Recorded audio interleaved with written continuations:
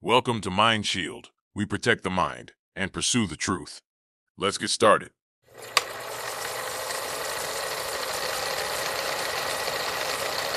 Have you ever been in a discussion where someone just drops a patent number like it's the final word? It's a classic move, right? Using the super complex document as undeniable proof of something. But what if I told you that's a huge misunderstanding of what a patent even is? So today, we're going to learn how to look past all that jargon and analyze these things with some real discipline.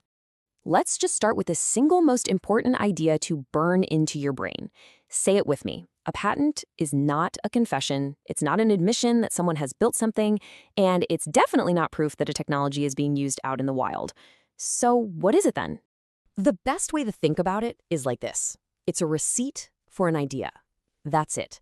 It's a legal document that lets an inventor plant a flag on a concept, protecting it. It's a really powerful signal of interest, for sure. It shows us what somebody was thinking about, what they thought was valuable enough to legally protect, but that's where the certainty ends. So, here's our game plan. First, we're going to talk about that wall of proof, that feeling you get when someone just throws a laundry list of patents at you. Then, we'll nail down a really clear definition of what we're looking at. After that, we'll get our hands dirty with a pretty wild case study about a patent that claims to, get this, read minds. From there, we'll build a practical framework you can actually use, and I'll leave you with a simple task to keep your own research skills sharp. Okay, let's dive into the first big challenge. When you're digging into a really complex topic, you're almost always going to get hit with what feels like this overwhelming wall of technical data, and it's often designed to feel like a wall of proof. You've seen this before, right? A long list of patents with these super intimidating titles: multifunctional radio frequency systems, nervous system exciters. It's meant to be a bit of a data smog. And you know what? It's totally understandable why you'd look at this and think, whoa, they must have actually built all this stuff. It feels like a natural jump to go from described to done. But that jump, well, that's where we can get into real trouble. So how do we start cutting through all that smog? Well, it all begins with really, truly understanding what a patent is and what it isn't. Here it is, the key takeaway. A patent is a legal claim on an idea, and it's a really flexible tool. An inventor might file one for a totally speculative, out-there concept. A big company might file what's called a defensive patent, not because they want to build it, but just to stop their competitors from going down that road. Or it could be aspirational, kind of like a public wish list for future research. But see what's not on that list? It's not proof of a working device, and it's absolutely not proof that it's being used anywhere. And this table really lays it all out. On the one hand, a patent is a signal of interest. It's a theoretical concept. It's a fantastic tool to start an inquiry. But on the other hand, it is not proof of a working prototype, it's not evidence of deployment, it's not a confession, and it is definitely not the same thing as scientific validation. Getting this distinction right is everything. Now let's see how this all works in the real world. Let's apply this new lens to one of the most famous, or infamous, patents that always seems to pop up in these discussions, the 1976 Melanchthon patent. And there it is, filed way back in the mid-70s. It literally describes a method for remotely monitoring and even altering brainwaves. I mean, for decades, this one document has been held up as the smoking gun, as concrete proof that remote mind control technology is a done deal. But when we start asking our critical questions, the whole picture just falls apart. The patent claims it can sense brainwaves from a distance. The problem is, brain signals are incredibly tiny. We're talking microvolts. Picking those up remotely is widely considered to be physically impossible. The core mechanism it describes, never been demonstrated. And here's the kicker. There's zero public record that a device based on this was ever built, ever tested, or ever worked. In reality, it was a thought experiment on paper. So this begs a huge question, right? If it's basically impossible, how on earth did it get a patent? And the answer is actually pretty simple. Patent examiners aren't physicists. Their job isn't to build the thing and see if it works.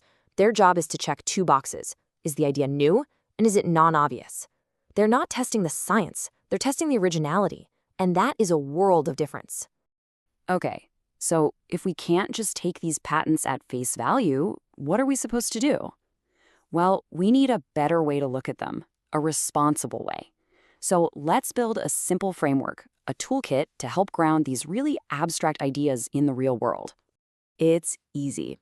Anytime you see a patent being used as evidence, just ask these 5 questions. 1. Power source. What would it take to run this thing? A car battery or the Hoover Dam? 2. Range. What's the claimed effective range? Are we talking inches or low Earth orbit? 3. Environment. Is this designed for a perfectly sterile lab or the messy, chaotic real world? 4. Limitations. What does the patent itself say it can't do? And 5, the big one, corroboration. Is there any independent evidence that this was ever built? These questions yank the idea out of the clouds and plant it firmly on the ground.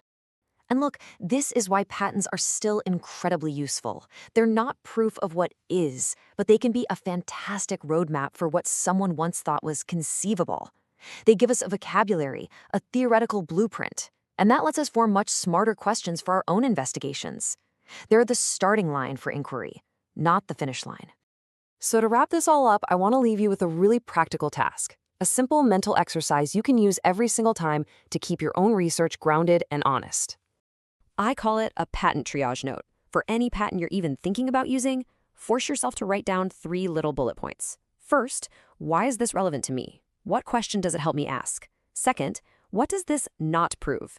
Get specific here. It doesn't prove it works. It doesn't prove it's been deployed. And third, what specific evidence would I need to find to connect this piece of paper to reality? Schematics, test results, a credible witness? Doing this one simple thing builds that intellectual muscle, and honestly, it keeps you from fooling yourself. And this isn't just about being a good researcher. It's deeper than that. As this bit of ancient wisdom tells us, the simple believes everything, but the prudent gives thought to his steps. Prudence isn't just about being skeptical, it's a discipline. In this kind of work, that discipline is absolutely everything. By learning to treat patents as questions instead of answers, we can all become way more effective and responsible in our work. Next time, we're going to take this idea and level it up by talking about threat models. We'll explore how real investigators analyze capabilities and build realistic scenarios without becoming fantasy writers. It's going to be a good one. I'll see you then.